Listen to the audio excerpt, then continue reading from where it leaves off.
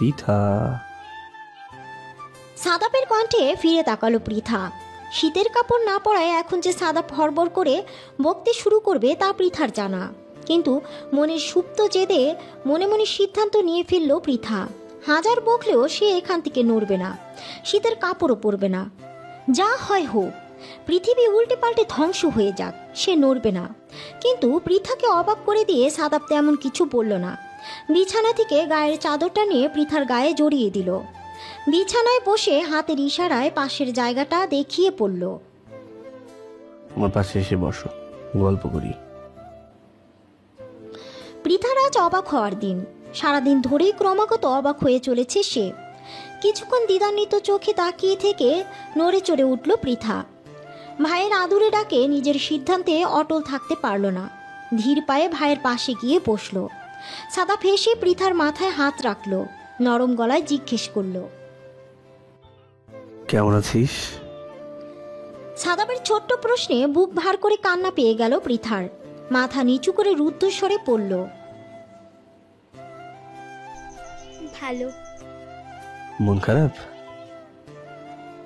পৃথা টলমলো চোখে ভাইয়ের দিকে তাকালো। তার চোখ দুটোতে কি ভীষণ অসহায়ত্ব, কি ভীষণ অস্থিরতা। ঘড়ির কাঁটা তার নিজস্ব গতিতে ঘুরছে। সময়ের সাথে পাল্লা দিয়ে বাড়ছে ঠান্ডার আমেজ। শটান খুলে রাখা উত্তরের জানালাটা দিয়ে হু হু করে হেমন্তের হাওয়া বইছে। ঠান্ডা হাওয়াটা গায়ে লেগে শরীরের লোমকূপগুলো কাঁপিয়ে ছাড়ছে। আশেপাশের কোনো ফ্ল্যাটে ছোট কোনো বাচ্চা তার স্বরে চেঁচাচ্ছে। বাচ্চার চেঁচামেচি থেমে যেতেই ঘরময় এক ভয়ানক নিস্তব্ধতা ভর করেছে।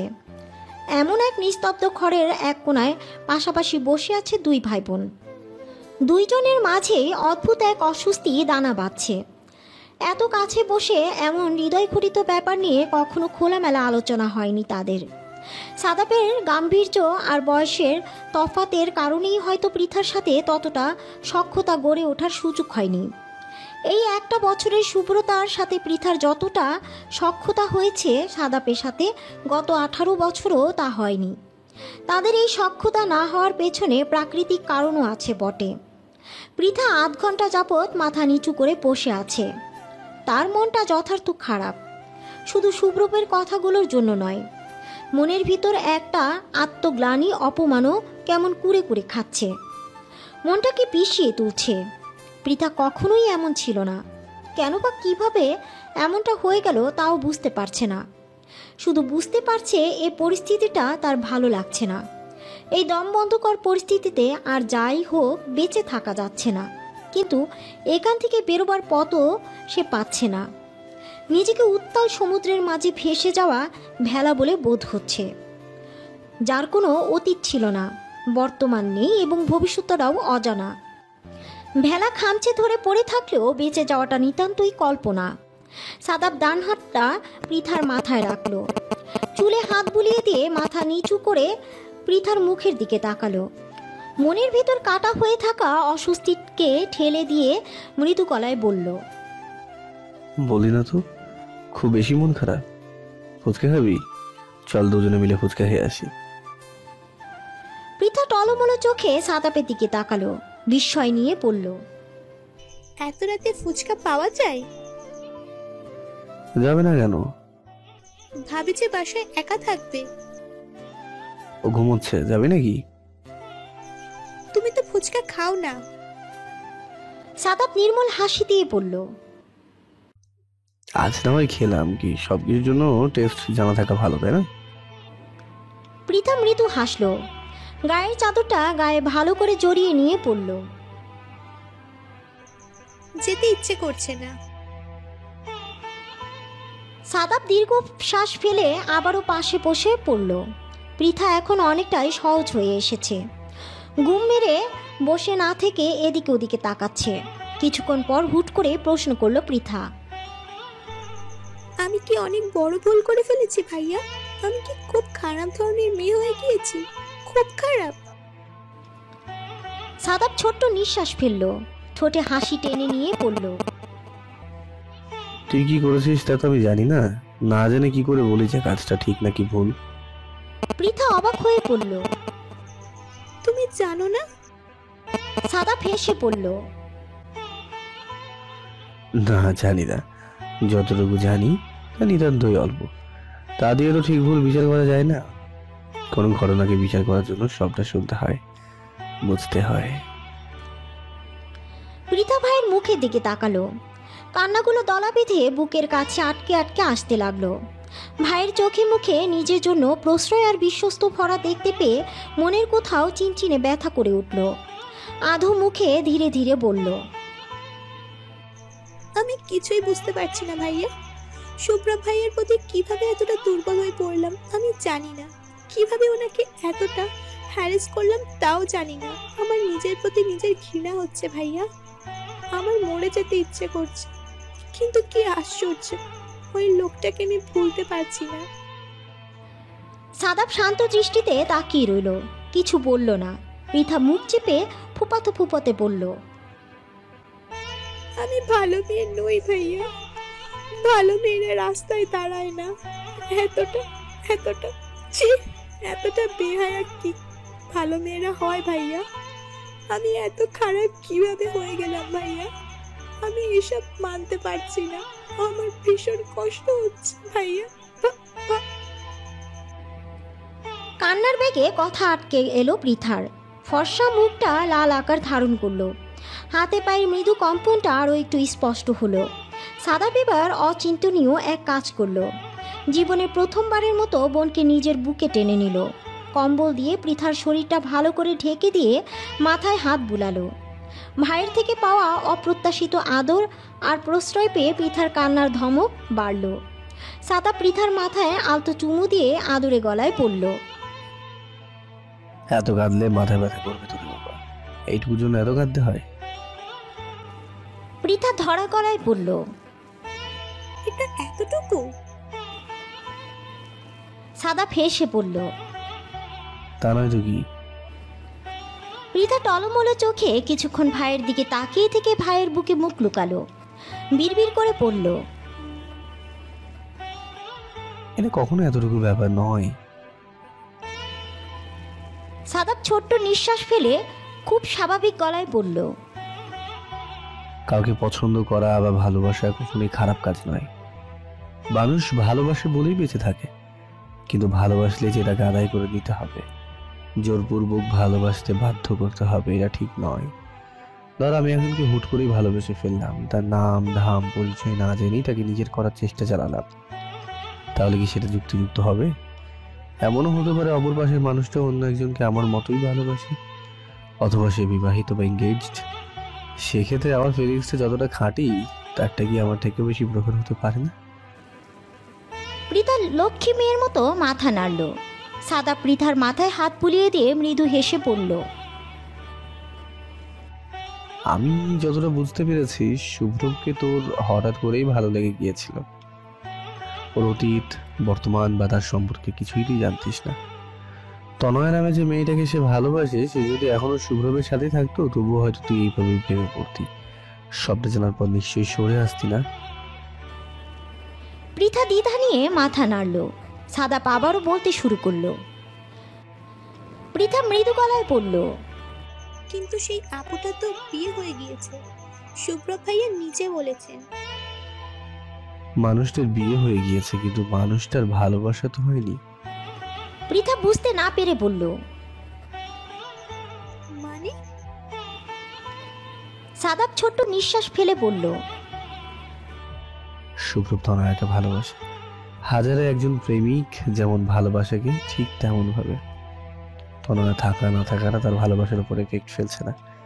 তনয়া তার সাথে থাকতে সে তাকে যতটা ভালোবেসেছে, হয়তো তার অনুপস্থিতিতে সেই ভালোবাসাটা আরো বহুর অংশে বৃদ্ধি পেয়েছে। পৃথা ভ্রু কুচকে বলল, এমনটা হয়? একজন চলে গেলে কি মানুষ অন্য একজনকে আপন করে নেয় না, ভালোবাসার চেষ্টা করে না? তনয়া তো যায়নি, শুভ্র তাকে যেতে বাধ্য করছে। তাছাড়া সবার আবেগ অনুভূতি তো একরকম হয় না। আচ্ছা, তোর কি ধারণা তোর ভাবিকে কতটুকু ভালোবাসি আমি? পৃথা না ভেবেই বলল, অনেক বেশি। তোর কি মনে হয় তোর ভাবি কিছু হয়ে গেলে আমি অন্য কোনো মেয়ের সাথে সংসার করতে পারতাম? পৃথা একটু ভেবে বলল, মনে হয় না। সাদাব হাসলো, ঠোঁটের কোণে হাসি রেখে পড়ল, আমার আর তোর ভাবির সাক্ষাৎ বেশি হলে মাত্র 2 বছরের, আর শুভ্র তনয় একে অপরকে ভালোবাসে আর 4 বছর। আমাদেরই যদি এমন ফিলিংস হয় তাহলে ওদের অবস্থাটা ভাব। পৃথা অসহায় কণ্ঠে পড়ল, কিন্তু ওরা তো আলাদা হয়ে গিয়েছে। আলাদা হলেই কি সব শেষ হয়ে যায়? তাহলে তুই আর শুভ্র কখনো এক না হয়েও এতটা কষ্ট পাচ্ছিস কেন? ওর সাথে তো দেখাটা বড় জোর কি 4 মাস বা 5 মাস, তাই না? তুই নিজের ব্যাপারটা মন দিয়ে এবং শুভ্রমের ব্যাপারটা মস্তিষ্ক দিয়ে চিন্তা করছিস বলেই তোর কাছে নিজের কষ্টটাই বড় বলে মনে হচ্ছে, কিন্তু বাস্তবতাটা তা নয়। পৃথা আনমনে হয়ে বসে রইল। ভাইয়ের থেকে খানিকটা সরে বসে খানিক ভাবল, চিন্তিত গলায় পড়ল, তাহলে কি ওনাকে ভালোবাসাটা অন্যায়? অন্যায় কেন হবে? ভালোবাসা কখনো অন্যায় না, কিন্তু অপরপক্ষে চাওয়া পাওয়ার গুরুত্ব না দেওয়াটা অন্যায়। শুভ্র এখন নিজেকে নিয়ে ব্যস্ত থাকতে চাইছে, তাই থাকতে দে। নিজের ভালোবাসার বোঝাটা ওরা ওপর চাপানোটা ঠিক হবে না এখন। এতে তোর প্রতি ওর বিতৃষ্ণা বাড়বে, বই কমবে না। তাছাড়া মেন্টাল প্রেশারও বাড়বে। ভালোবাসা মানেই যে পেতে হবে তা তো নয়। আমি শুভ্রমকে আরো 5-6 বছর আগে থেকে চিনি। ও ভীষণ চঞ্চল আর সেন্টিমেন্টাল ছেলে। এই ধাক্কা হঠাৎ তাকে পুরোপুরি পাল্টে দিয়েছে। তনয়াকে সে সহজে ভুলতে পারবে বলে তো মনে হয় না। সব থেকে বড় কথা, সে হয়তো তনয়াকে ভুলতেই চায় না। ওর প্রতি কোনো আশা না রাখাটাই ভালো পৃথা। তবুও তোর যদি মনে হয় তোর অপেক্ষা করা উচিত, তাহলে করতেই পারিস, আমি তোকে নিষেধ করবো না। কিন্তু সেই অপেক্ষা যেন জোর খাটানোর পর্যায়ে না চলে যায়। সেই অপেক্ষা হতে হবে আশাহীন অপেক্ষা। এবার ভেবে দেখ। কথাটা বলে উঠে দাঁড়ালো সাদাব। কয়েক পা এগিয়ে গিয়ে ফিরে তাকিয়ে পড়ল, আমরা সবাই তোকে অনেক ভালোবাসি পৃথা। আমরা জানি আমাদের মেয়েকে দুর্বলতা গ্রাস করতে পারে না। তার সাহস, আত্মসম্মান, তার আবেগ নিয়ন্ত্রণের মতো জোর আছে মনের, কি আছে না? পৃথা এতক্ষণ নির্বিকার বসে থাকলেও ভাইয়ের কথায় মুখ তুলে তাকালো, মিষ্টি হেসে মাথা নাড়ল। সাদাব মৃদু হেসে পড়ল, নারীর আত্মসম্মানটা কখনো ভঙ্গ হতে নেই। আত্মসম্মানটাই তাদের সব থেকে বড় হাতিয়ার। একবার আত্মসম্মানের বাঁধ ভেঙে গেলে আসে আত্মগ্লানি, আর আত্মগ্লানি থেকে আত্মহত্যা অর্থাৎ মৃত্যু। কথাগুলো মনে রাখিস, থাকবে মনে। পৃথা মাথা নেড়ে ভারী আত্মবিশ্বাসের গলায় পড়ল, মনে থাকবে ভাইয়া। সাদাব ঠোঁট জোড়া প্রসারিত করে দরজার দিকে এগিয়ে গেল। পৃথা ভাইয়ের যাওয়ার দিকে দৃষ্টি রেখে মনে মনে হাজারবার ধন্যবাদ জানালো। শুভ্রমের জন্য হওয়া কষ্টটা না কমলেও ভয়ানক অগুছালো জীবনটাতে কোথাও একটা কোমলতার আভা পড়ল। মনে হতে লাগলো এই তো তার কেউ আছে, তার একটা আশ্রয় আছে, বিশ্বস্ত একটা আশ্রয়। ক্যাম্পাসের মাঠে বসে আছে তমাল। ঘাসের ডগাগুলো শিশিরে টইটুম্বর হয়ে আছে। জামা কাপড়ের অনেকাংশ ভিজে যাওয়ায় ভীষণ ঠান্ডা ঠান্ডা অনুভূত হচ্ছে। তার পাশেই লম্বা হয়ে শুয়ে আছে সুব্রব। শিশির ভেজা ঘাসে শুয়ে আয়েশ করে সিগারেট টানছে। তমাল বিরক্ত হয়ে পড়ল। তমাল উদাস চোখে তাকিয়ে আছে। শরীরের রন্ধে রন্ধে রাগ নামক পোকাগুলো দৌড়ে বেড়াচ্ছে তার। শুভ্রকে মেরে ধরে নদীতে ভাসিয়ে দিতে ইচ্ছে করছে। এইটুকু সুখের প্রত্যাশাও কি করতে পারে না এই ছেলে? এই একটা মেয়েকে ভুলে গিয়ে নতুন করে শুরু করাটা কি এতটাই কঠিন? তমালও তো কম প্রেম করেনি, কই তার তো এমন অনুভূত হয়নি কখনো। তাহলে শুভ্রবী কেন? কেমন একটা অচেনা ব্যথায় বুকটা চিনচিন করে ওঠে তমালের। উফ, কি অশান্তি! সূর্য পশ্চিমে হেলে পড়েছে। ব্যস্ত শহরটা কোণের দেখা আলোয় বড় মায়াময় দেখাচ্ছে। শুভ্র বড় রাস্তার পাশে রিকশার জন্য অপেক্ষা করছে। হাতে আর সিগারেট নেই, গায়ে অফিসের ভদ্র পোশাক। এই তো 3 মাস হলো চাকরিতে ঢুকেছে শুভ্রব। মনের যন্ত্রণাটাকে ক্ষণিকের তরে ভোলার জন্য রাত দিন পরিশ্রম করে চলেছে। সারাদিন অফিসে খেটে সারা রাত বই নিয়ে বসে থাকছে। না, এই নিমকহারাম মনটাকে আর 1 সেকেন্ডের বিরতিও দিতে চায় না সে। শুভ্রব কপাল কুঁচকে একটা রিকশা ডাকলো। পাশে দাঁড়িয়ে থাকা বোনটির দিকে তাকিয়ে বলল, চল, একা উঠতে পারবি? আমি হেল্প করব। সুব্রতা মৃদু গলায় পড়ল, পারবো। সুব্রতার উত্তরটা কানে আসার পরও সুব্রতাকে আলতো হাতে ধরল সুব্রব। সুব্রতাকে রিকশায় উঠিয়ে দিয়ে পাশে গিয়ে বসল। সুব্রতার প্রেগনেন্সির আজ 7 মাস চলছে। পা দুটো খানিকটা ফুলে যাওয়া ছাড়া তেমন কোনো শারীরিক সমস্যা নেই। তবুও রেগুলার চেক আপের জন্য হসপিটালে যাওয়া চাই। সাদাপের কড়া নির্দেশ, না মেনে উপায় নেই। রিকশায় বসে বাম হাতে পড়া ঘড়ির দিকে তাকালো সুব্রব। কপাল কুঁচকে পড়ল। সাদা ভাই আজ ঢাকায় ফিরবে না।